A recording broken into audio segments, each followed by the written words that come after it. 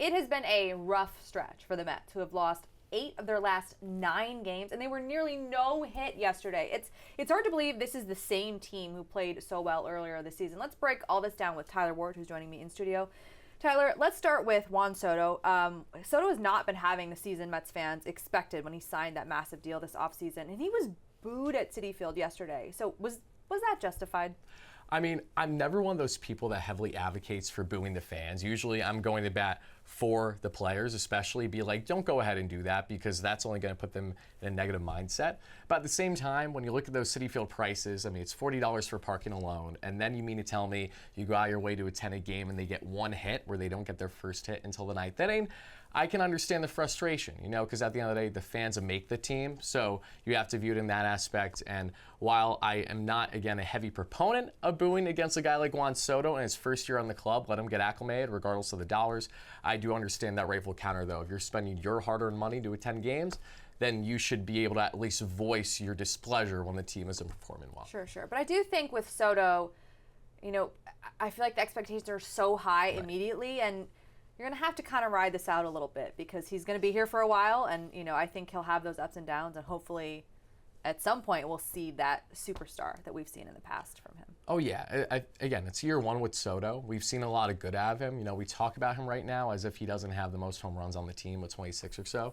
The biggest difference that we've seen though when it comes to Juan Soto now with the Mets is how is he properly finding himself entering the fold in unison with everyone. It feels like a lot of the times when he's performed well this year, it's been in him more kind of those individual performances, those solo home runs, or, just being able to drive in a run or so. Like, there's a lot of aspects to his game that I think we can all agree we want to see more of, and that's hopefully what we're going to get here for the remainder of the season. Yeah, we'll see how that goes. I mean, speaking of struggles, the Mets rotation has been a sore spot as of late. David Peterson is the only starting pitcher to go 6 or more innings over the last 50 games. How can these pitchers get back on track? Is it time to call up a guy like Brandon Sproat or Nolan McLean? Yeah, I think it is time. This is something that I've been beating that drum for at least the past month and a half now. I know I'm not the only one that feels this way. When I have great conversations with other Mets fans and writers in the community, they've all been in unison by saying, why haven't they done it sooner? And this is going back to 2.5 weeks ago. So yeah, Brandon Sproat's been dominating that we've seen in AAA, especially over the past month. He has a right around a .67 ERA. Nolan McLean has been Mr. Consistent, as I like to call him, because all year long there's been no starter in the minor leagues that's really been as consistent as him there at the AAA level specifically. So I think when you look at McLean, his consistency, and now with Sproat's finally showing more of what fans got excited about with him being a high-rising prospect last year, at minimum one of those guys needs to be considered when you look at the lack of length with this rotation right now. Because as you said, David Pearson's the only one providing length. Everyone else is only averaging 4.2 innings. Like, that is not going to get the job done. The Mets need to consider some type of reinforcement now. Yeah, just something to spark them a little bit. They've also been struggling at the plate. Do you think they might consider a switch up on the coaching staff or just something like that, just to spark something?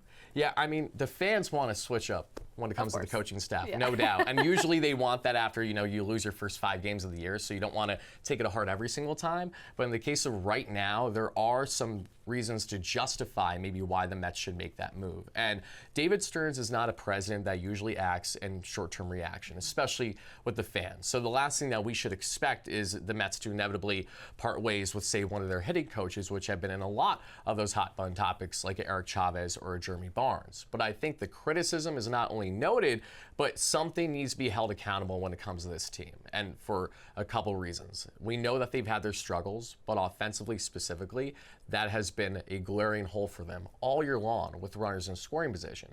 And I can't think of a single team in baseball that's ever gone as far as what the Mets did last year, a couple games shy of the World Series, while having a bottom 3 statistic in the game when it comes to hitting with runners in scoring position. So that's just one of multiple things that's plagued this offense, and that becomes more of a philosophy issue than it is just an individual player issue, and they collectively are having these problems.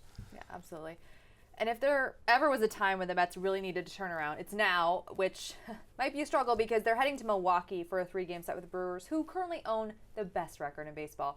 Carlos Mendoza said this team needs to find a way to turn the switch. So Tyler, how do they do that, and what do you need to see from the Mets this weekend? They need to get some type of moxie going. You know, when we think of last year, they were a team that went well below expectations, 11 games below 500, right? And then they said, okay, everyone's doubting us, so let's go out and prove them wrong. And they took advantage of that, the lack of pressure, and utilized it for good. They were the best team in all of the regular season throughout summer of last year. And to get as far as they did, just 2 games shy of the World Series, you look at that in comparison to this season, there's a complete lack of identity. There is not that same leadership aspect that you're hoping. Not to say that Lindor isn't doing what he typically does, because I'm sure he's doing a great job in the clubhouse as well as on the field. But the results just aren't there right now. And then you look at guys like Carlos Mendoza, Mets manager. What about his voice is maybe not getting through enough to the club? Is there maybe something that he himself needs to do more on a vocal front to get everyone and their ducks in a row? Or is this more of one of those things that the players just have to come together, maybe rally around something silly? They just have to get a spark. You know, they don't have the OMG, they don't have the grimace, they don't have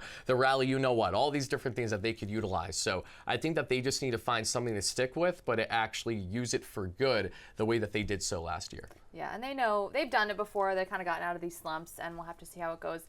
Milwaukee's going to be a tough place this weekend, but all eyes are on the Mets as they, you know, try to find that spark and flip that switch. Tyler, thanks for coming in studio today. Thank really you so much, appreciate it. EmmaKate. I appreciate it as well. Thank you.